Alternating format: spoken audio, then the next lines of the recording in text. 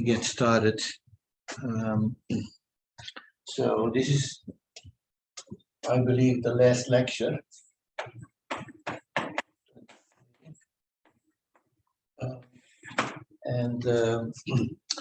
So we did last time the fluent case of a certain result, but and now I want to show the other case. And last time I actually mistakenly said that the other case reduces to the fluent case. That's not quite true. It's but one uses somehow the arguments of the fluent case to deal with the other case. So H will be an H-closed Hardy field. UV closed on the free Newtonian. And we have this sequence of germs, all positive, rapidly decreasing, so to say, in H. And the task is, and then from that we get our PC sequence. Fi is 0, Fi. And then to show Fi is PC sequence, Fi pseudo-converges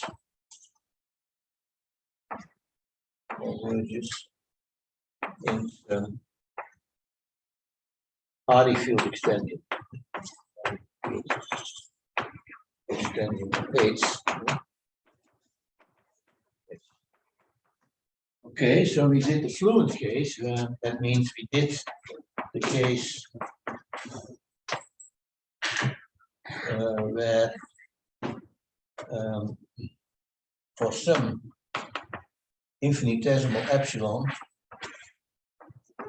in H, all the quotients Fi plus 1 over Fi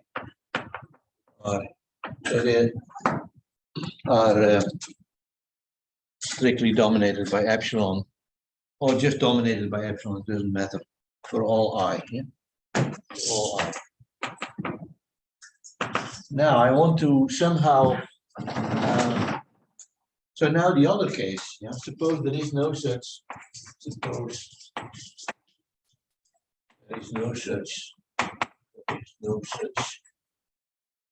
epsilon. Well, that means in particular, and cofinality, that means that these quotients Fi plus 1 over Fi are cofinal in the set of positive infinitesimals, the cofinal. And so if you take all the elements in H that are positive and infinitesimal, then these things have to be cofinal in it, because if not, there would be some epsilon that is omega. And then, but that means also by taking reciprocals, the co-initiality of,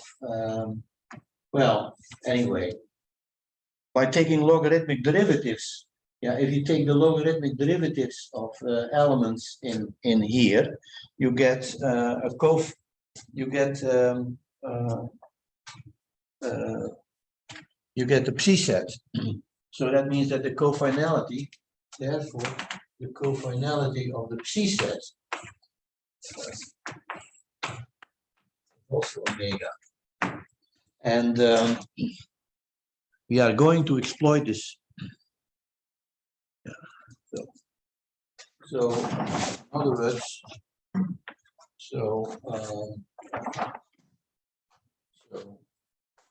have a sequence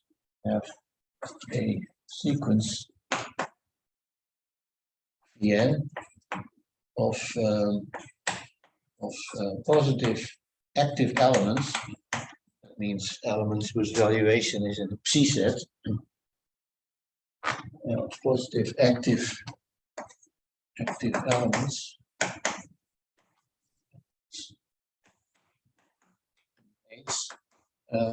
such that valuation of Vn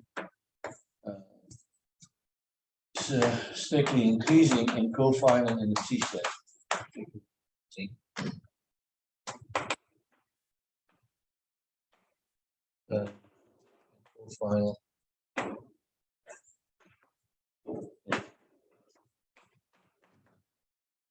Yeah, I always have this mental picture in my mind of the asymptotic couple, from which these things are. If you have that, then this is clear. Right. Okay. Now, remark.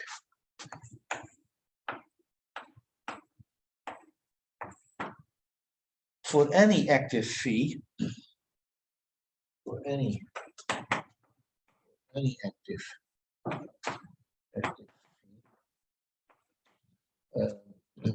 greater than 0 in H, the arguments of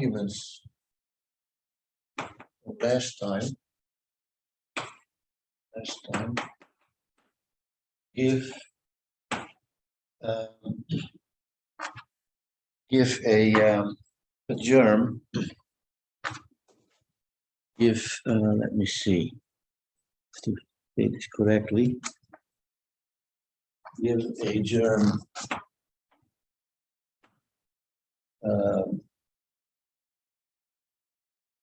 capital phi or F, yeah. Well, why do I, let me just write F phi.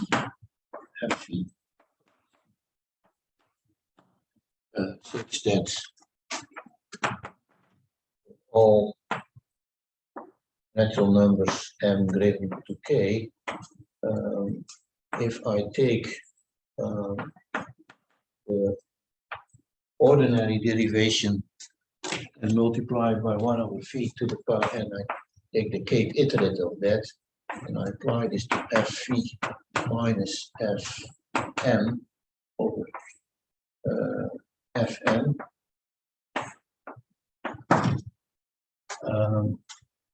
Right. I mean, if you look carefully at those arguments there and have to modify them a little bit, you can find a germ that at least does this. Of course, the problem is that this germ here depends on phi. If we had a germ like that did not depend on phi, independent of phi, then we would be done. Yeah. Yes. Problem is f phi.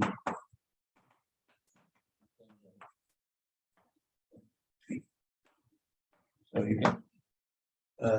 So we have to somehow.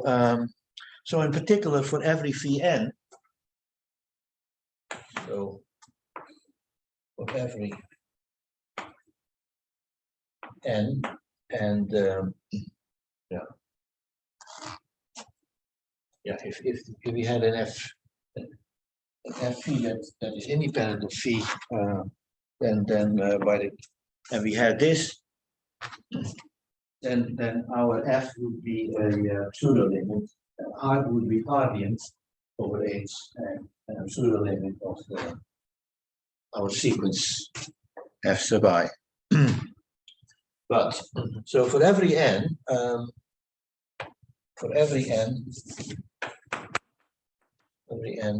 set funny delta n is Vn inverse the usual derivation. Yeah. Derivation.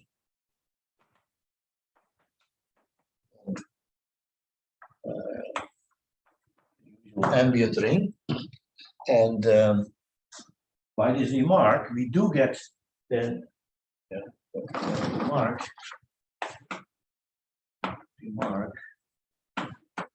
gives for every n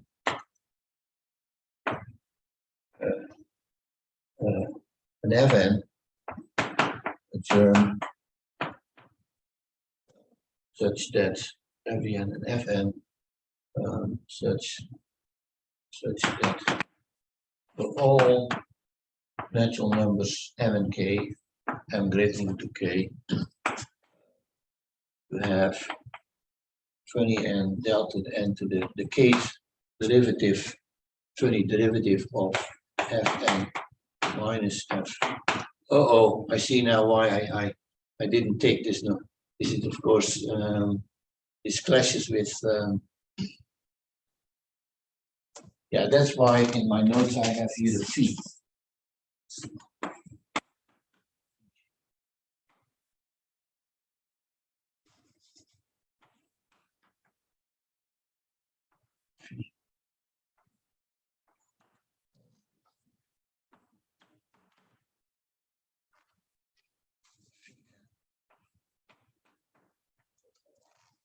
That's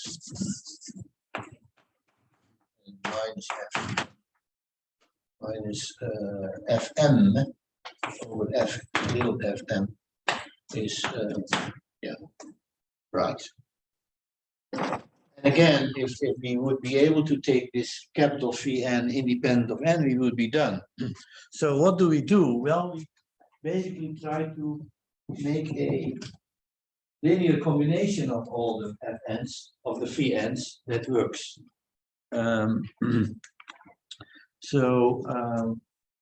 Right. The idea is now, so, and this is all I'm going to do. I'm just going to give you the main idea and a few more things about it, and because the actual carrying out of these details is rather delicate, takes 5 pages in the paper,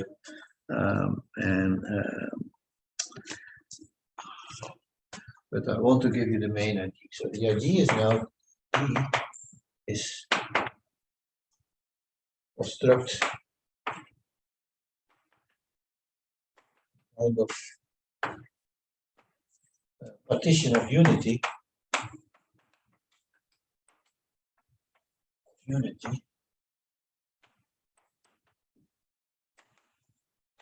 beta n, infinitely many C infinity functions on the real line, which add up to 1,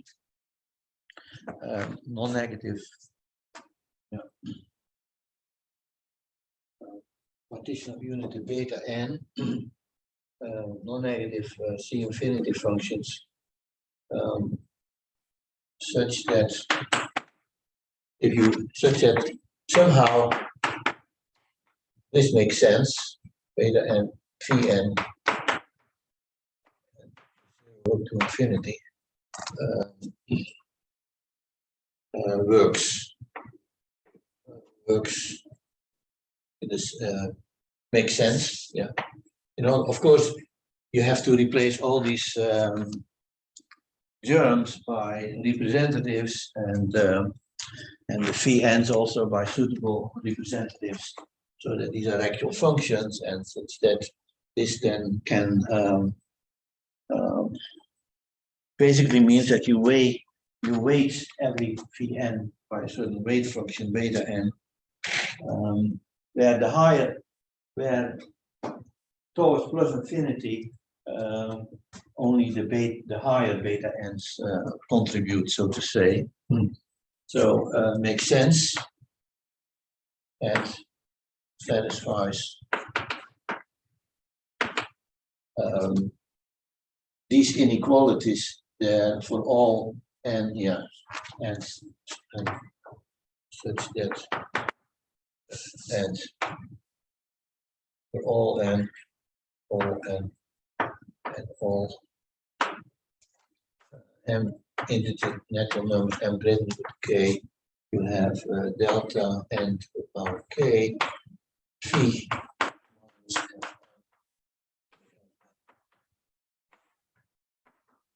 Right. So so that is the idea. And once you have that, then okay. Of course, the phi n's are not all the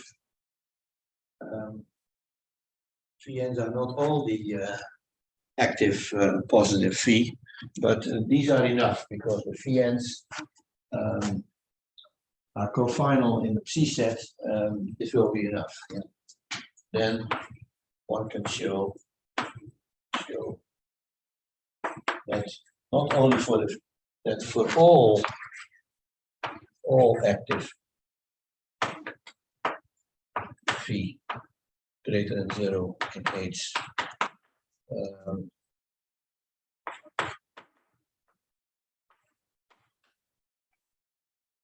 And all natural numbers m and k with m related to k, the H funny derivative of minus m, and then key lemma does the rest. Some variant of the key lemma that I also shows phi radian over h fi will converge to phi. Okay, so that is the IG, and yeah, this requires fairly delicate construction of this, but I'll say a little bit more about that. How do these beta n? How do I already said look like? I already mentioned they are basically C infinity functions, non-negative C infinity functions. It sum up to 1, but facts, yeah, they are. Well, let me just draw the picture. Here you have your real line, and these beta n's. See, I want to introduce a certain real numbers a n and b n, and yeah, they have nothing to do with the numbers a n and b n that occurred in my previous lecture.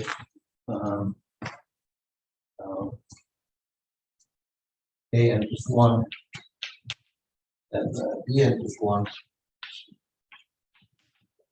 And so beta n will be let's see,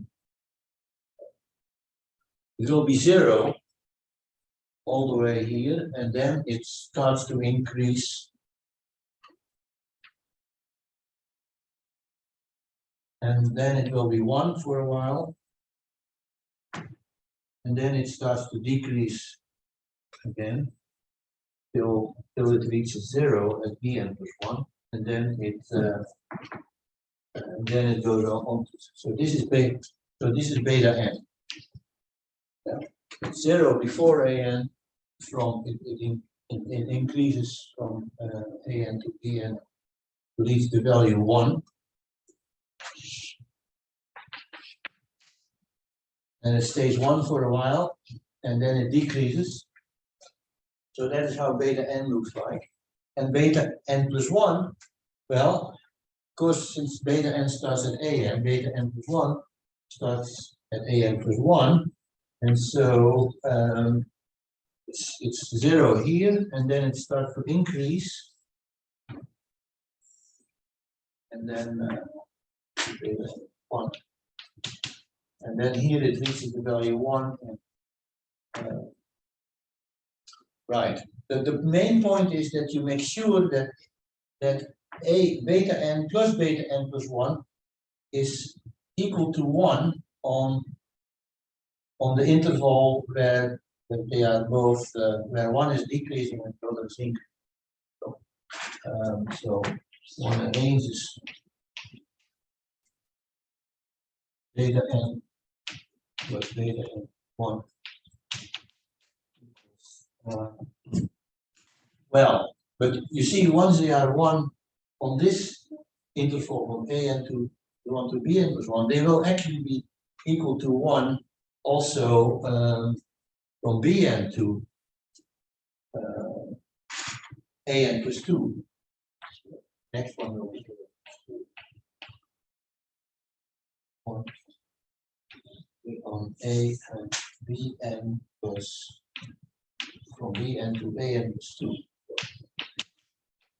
And of course, after that, the next beta will take over, beta n plus 2. So by arranging this and having them behave that, making them 0 before a beta, making beta n 0 before an and after bn plus 1, you will indeed arrange that then the sum of the beta n's will indeed be 1.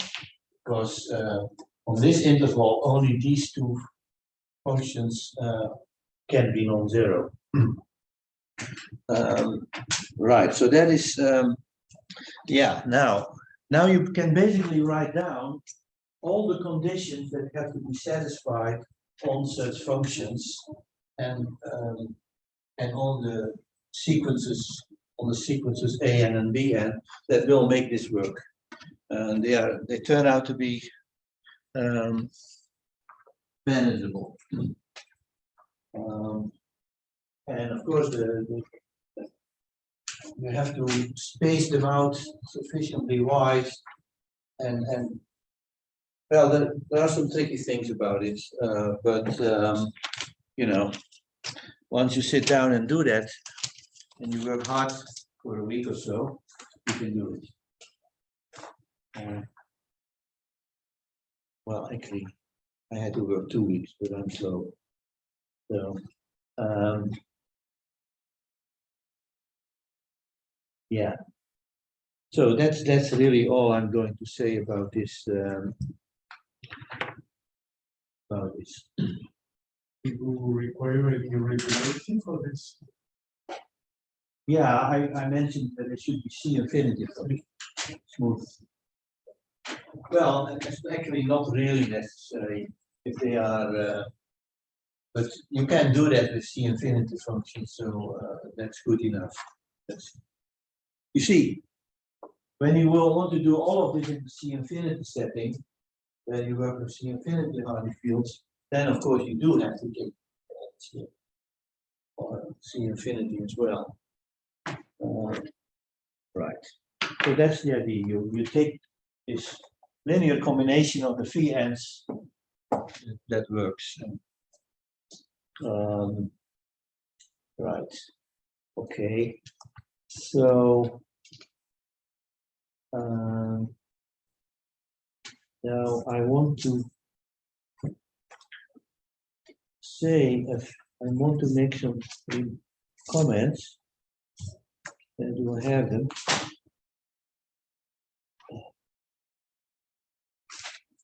Oh yeah, right.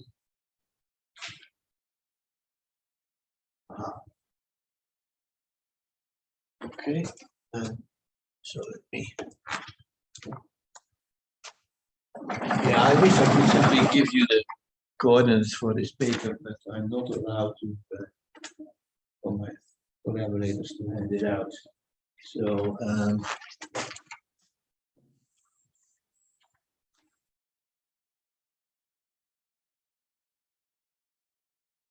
of course, there is also the other part. I mean, we split up the problem of proving that maximal Hardy fields are eta 1 into 2 subproblems, namely that every PC sequence of length omega pseudo-converges, and then to show that the other part is to show that the value group eta 1. I will come back to that also. And again, there I will only give a few hints and not carry out the details because they are really delicate. Take a lot of.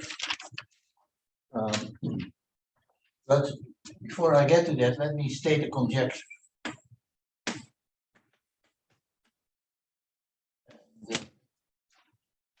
It says, it would be desirable to prove the following conjecture, and I'm fairly confident that this is true. So that we I can prove it in a certain important case. H be H-closed Hardy field.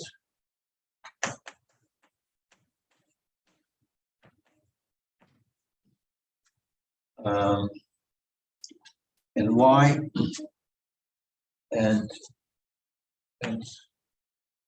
let's say we have an element that is not in H but is Hardian over H, and Y not in Hardian over H. So it generates a Hardy field extended. In particular, this means that Y is differentially transcendental.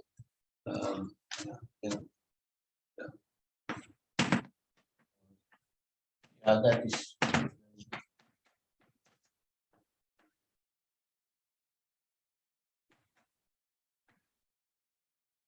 I mean, this again uses fact about a deep fact about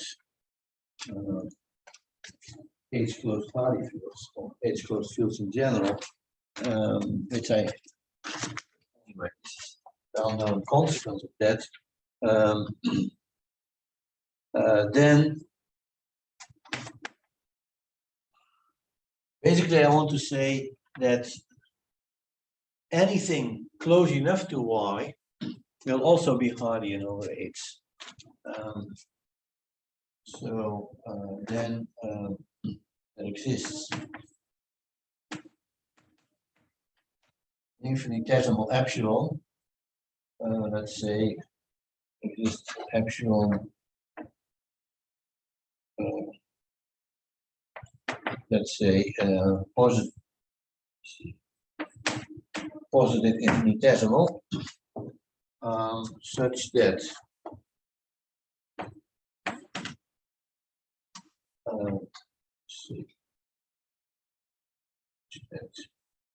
every germ Z in this ambient ring is close, which is close to Y in the following sense, that the nth derivative is not just Cn minus Yn is dominated by, strictly dominated, or weakly dominated, doesn't matter of course, so you can always make epsilon smaller, G for all n is also Hardian over H, and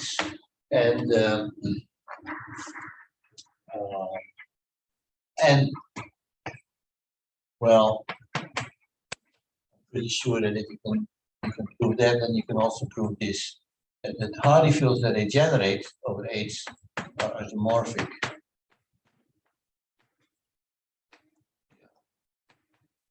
Y equals to Z. An isomorphism over H sends Y to Z.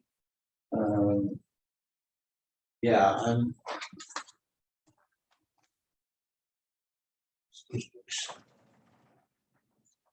want to make a few remarks on this.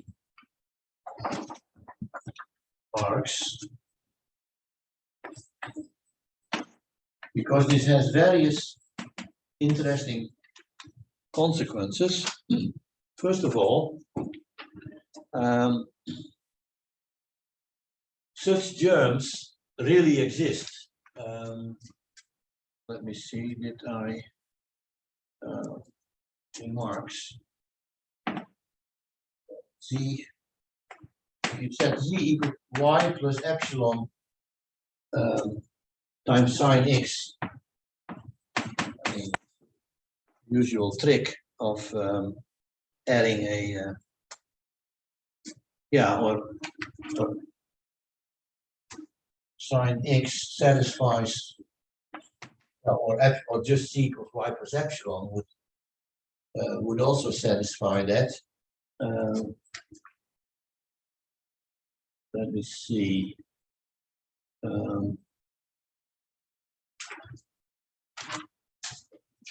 Okay, it actually doesn't matter. I mean, maybe I should simply write epsilon n here, but for small enough epsilon, there will be some even smaller epsilon that is smaller than all the n derivatives. So whether you write this one or that one or what I had before, it doesn't really matter. But maybe I should write it this way to get this satisfies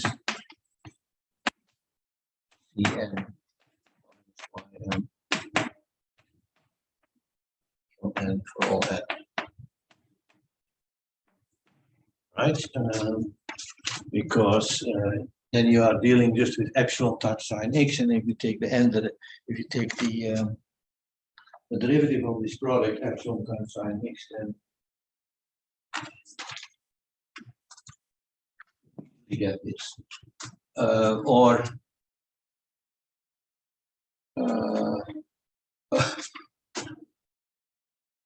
something. Okay, it doesn't really matter. Maybe I should go back to the epsilon itself instead of.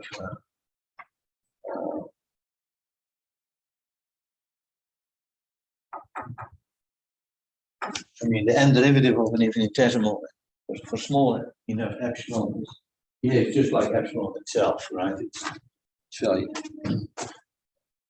So I'm not absolutely sure this is exactly right, but I don't want to get into the weeds. So and the point is that then you get two, if this conjecture is true, and so if conjecture true, this gives, so to say, incompatible Hardy field extension. Xy is Hy Hardy field extensions. Hardy field extensions.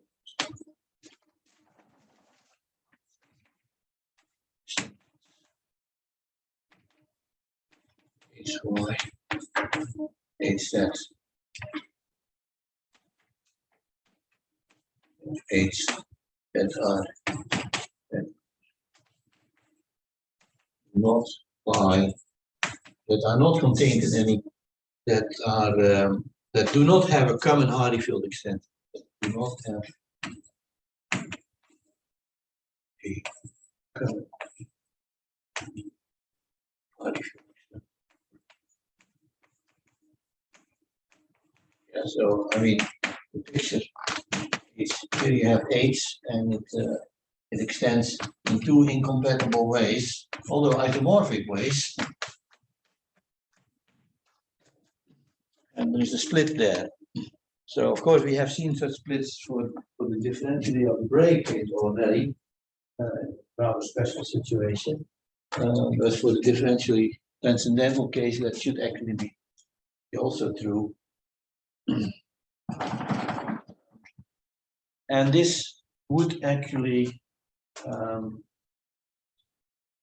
answer a question asked by Bojanitsyn, right? I mean, he proved that for many Hardy fields, especially for Hardy fields of cofinality omega, the intersection of all maximum Hardy field extensions is differentially algebraic over the Hardy field you start with, right? So he proved this for many Hardy fields, but not for all.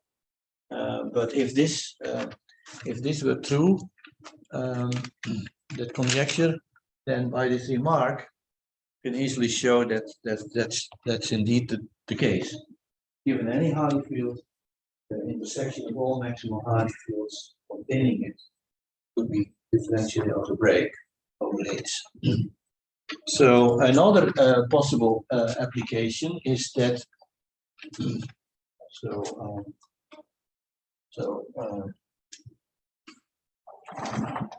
One, two, yeah, would give conjectures would give an answer.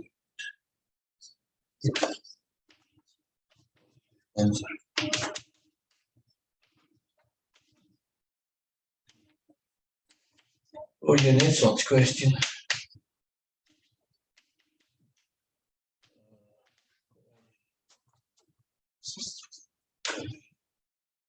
Hardy-Field H. E8, that's notation, which is the intersection of all maximal Hardy fields and maximal Hardy field M containing H is the algebraic of H.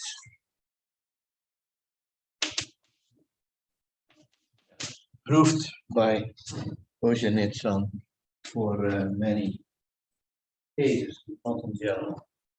Another possible application is, well, with a little bit of luck, one can actually show that there must always be a Z that is not just in this curly C less than infinity, but even real analytic. Yeah. With luck, I mean, if one can prove another conjecture about how to approximate any C infinity function by a real analytic function, with luck, conjecture that is always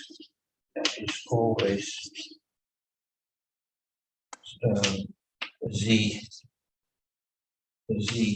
in which is real analytic, such that the n y and epsilon n for n,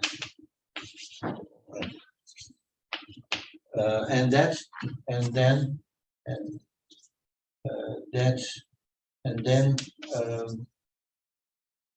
our theorem that maximal Hardy fields are eta 1 is also true for real analytic Hardy fields.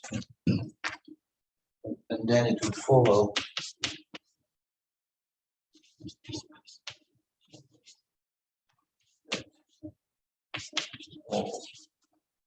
maximal, which is still open, C Hardy fields.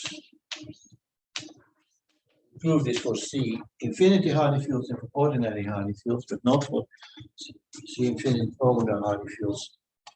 Omega eta 1. Meaning, if you have two countable sets, subsets, capital A and capital B, capital A less than capital B, there is a Y in between. There is an element in the Hardy fields that lies strictly between A and B. Yeah, and finally, I have convinced myself that this conjecture is true in the case that, well, in the case that I've been talking about, namely for X2, actually a bit more general conjecture too, if HY is an immediate extension. In other words, if there is a pseudo Cauchy sequence, but maybe not necessarily of length omega, but higher uncountable length anyway, is an immediate that as Y is a pseudo limit, is an immediate extension. I still have to write out all the details, but that is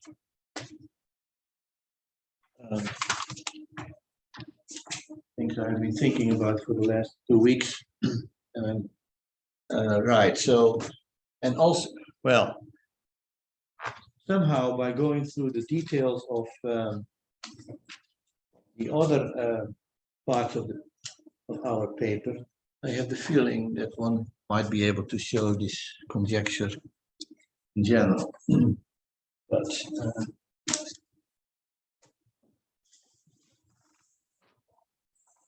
okay. Okay, so finally I want to make some remarks on the, let's say, we split the problem of proving that maximal Hardy fields are eta 1 into two sub-problems, namely one having to do with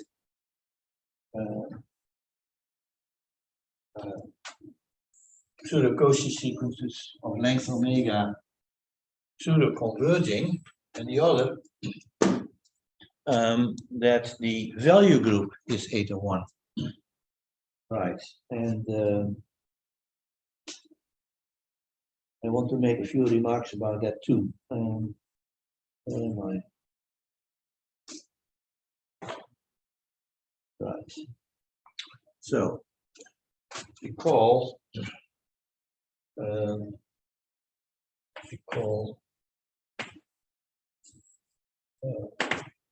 showing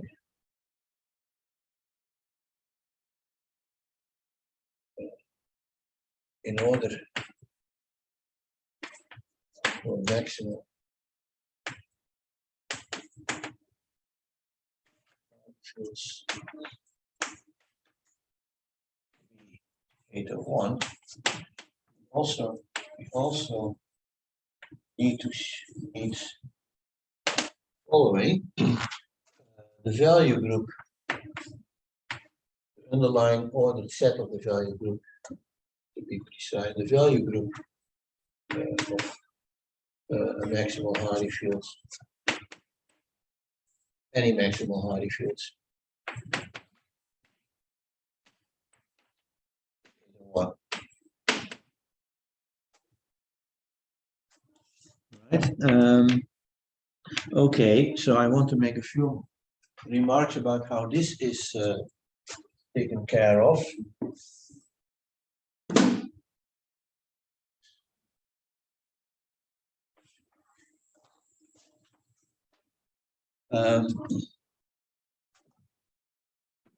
Yeah, so let gamma psi be the asymmetric couple.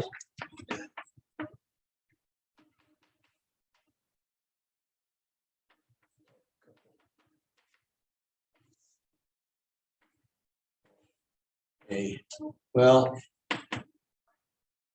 Liouville closed is good enough. A couple of Liouville closed Hardy fields containing at least the real numbers. Now, it will be important to consider a gamma also as a vector space over the reals. Right, consider gamma as an R-linear space.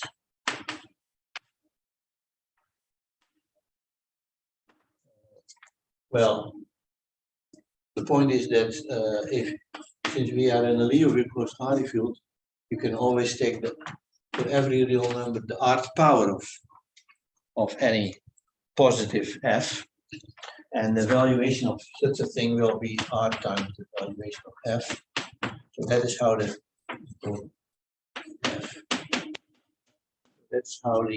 multiplication, scalar multiplication by real numbers is defined.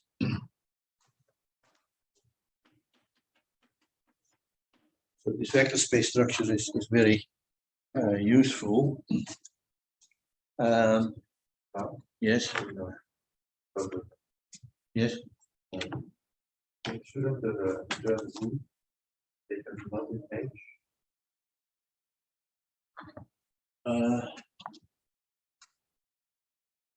Oh yeah, maybe let me see.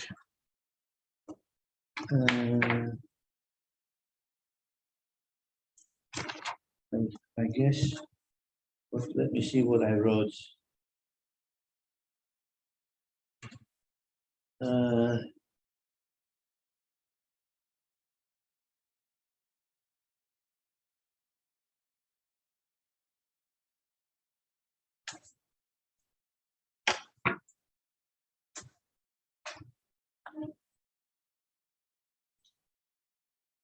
Well, I think somehow because y is itself is not in H, and z being so close to y,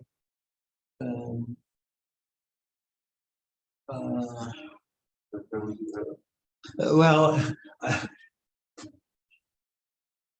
of course the conjecture is so strong that it will imply that z is not in H, right? So But I think the point is, yes. say that H is bounded by negative force, but Y is those of the context. Then it will takes it for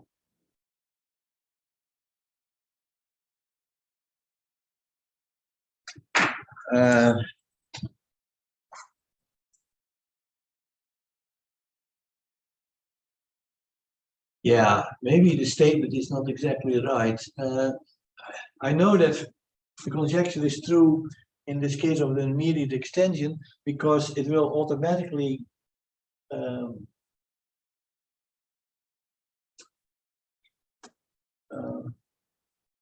imply that the z. Oh, wait a minute. What did I have? Maybe the statement is. Maybe I should simply require that z is also not in H. Yeah, it's possible that I have to add this, but I have the feeling that there will be such an epsilon that will automatically guarantee z to be outside of H. probably H is pushing higher. Y is pushing.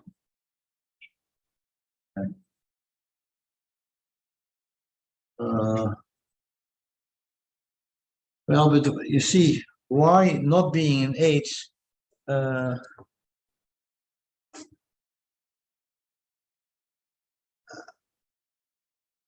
see.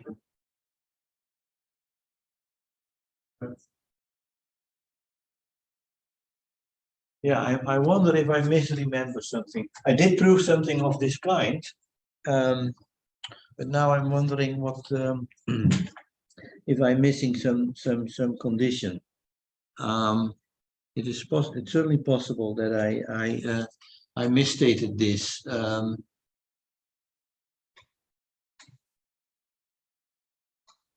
Let me see where I do. Yeah, I have my notes on my laptop, so I can consult that here. Yeah, okay. So that I may be missing something. Maybe one should require y to be very large or something. Saying maybe one should require y to be very large because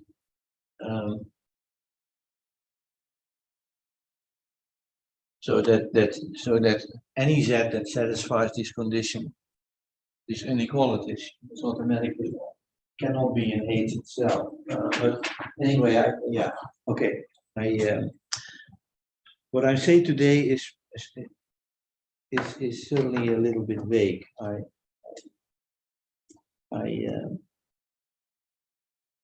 Thanks for alerting me. I have to take a look at what I have in my notes, why it works for immediate extensions. Right.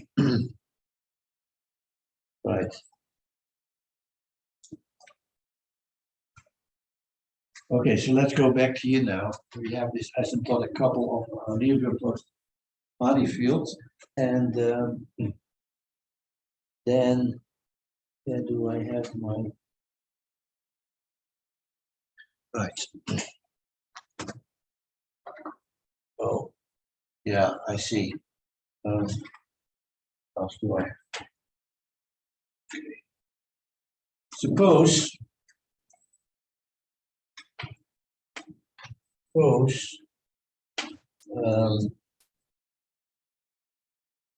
we have a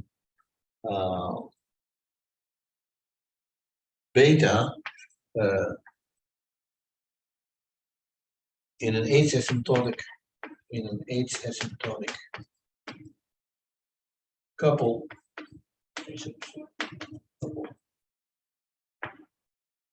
gamma gamma star C star extending C, well, over actually also over R. In other words, I'm going to consider only asymptotic couples that also have a natural where gamma is where the value group is also naturally a vector space over the reals. Right, with the following properties.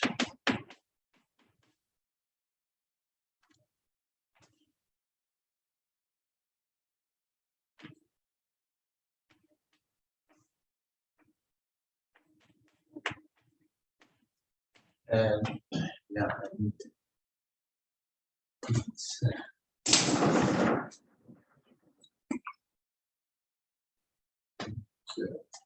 okay, so first of all, beta is not in gamma itself, but and the cofinality of the things that are less than beta is omega, and the co-initiality of the things that are greater than beta also omega. In other words, there is a sequence of elements, an omega sequence of elements in less than beta that comes close to, yeah, such that it's cofinal in the elements that are less than beta, and it's also a sequence going down in gamma, which is co-initial in here. So that's, and secondly, well, next I'm going to write down a condition which means that beta is of a very special nature. There are sequences alpha I, gamma, and beta I in this extension.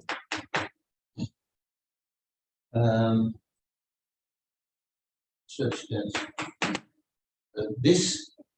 the beta i's are beta I is R linearly independent.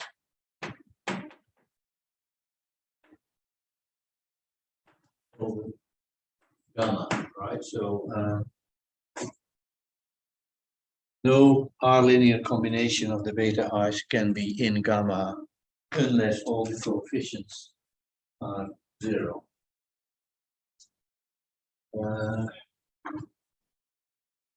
Such that beta 0 will simply be of the form, where do I have this? Yeah, beta 0 is beta minus alpha 0. So we start with beta by subtracting an element from gamma, you get beta 0, and the next, every time you go to beta I plus 1, you get it's obtained by taking the dagger of beta I minus alpha I plus 1. That's from plus I, and the whole extension R linear gamma beta is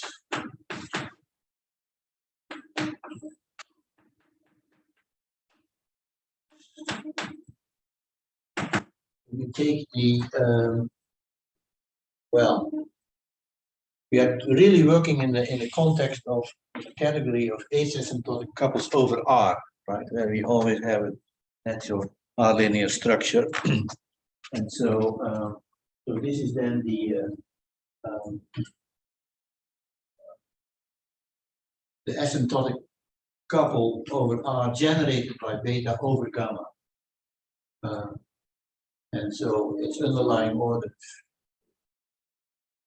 vector space over R is has this form. It's simply the gamma with this direct sum. Right. And well, thirdly, you can assume that all the beta I daggers are negative. Okay. Then what you have to do is, okay, then right. Yeah, perhaps I should insert here the word, this can be reduced to the following. Proving the following. Proving the following. And the reduction itself is not so well, it takes a bit of work. Proving the following.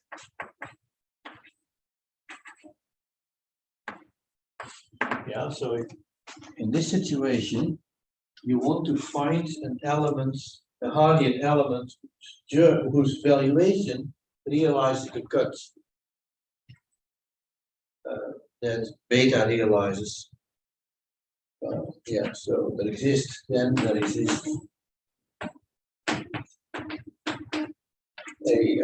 Hardian y, well, which you can always take positive over h.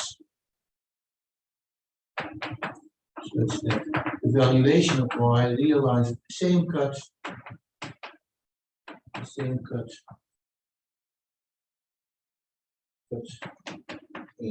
gamma as beta does. Beta is something not in gamma itself, so it realizes a certain cut, and you want this element. Yeah. So this is what it ultimately reduces to.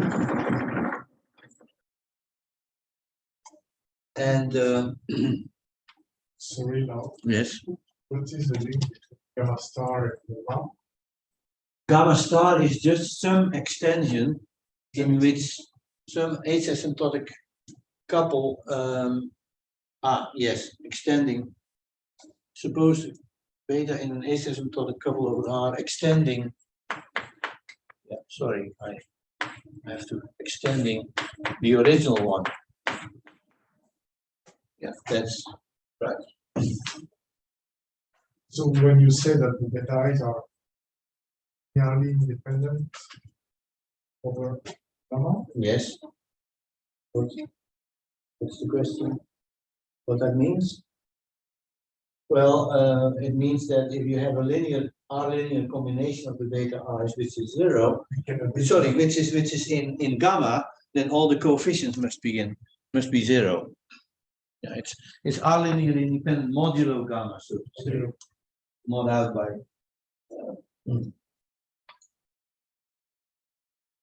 Right, so this is what it ultimately reduces to, and then the hard work starts. But we do not need anymore the yeah. So this reduction, so to say, to this situation is basically a lengthy exercise in about asymptotic couples. And right. Right. Okay, and the construction of such a Y is fairly delicate. It takes about 10 pages. But on the other hand, if you are what is much easier, takes about 1 page, is to show that there is an element Y like that in an H field extension. Yeah. So here, of course, we want a Y in a Hardy field extension, but if you are satisfied with constructing Y like that in an H field extension, that takes about a page, and the H field extension is basically mark.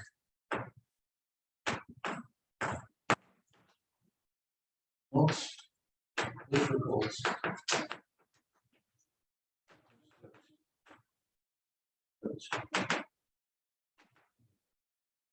H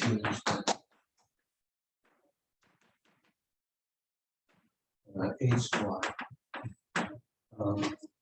with these properties such that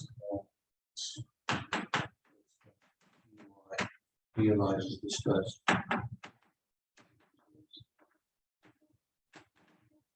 And moreover, this such an extension is uniquely determined up to isomorphism over H, right? So if you have two such extensions, HY1 and HY2, then there is an isomorphism of over H from HY1 to HY2, sending Y1 to Y2. And so that, and you can completely describe the structure of this extension. And so that gives you a sort of guide to construct this germ Y. Right. Okay, so I think I will. I don't think I need to fill the rest of the hour unless someone. Well, what we can do for the rest of the hour is simply answer questions, right? I mean, this is. There is supposed to be a question session after this, but why don't we do it now? And then we can just stop whenever we want to.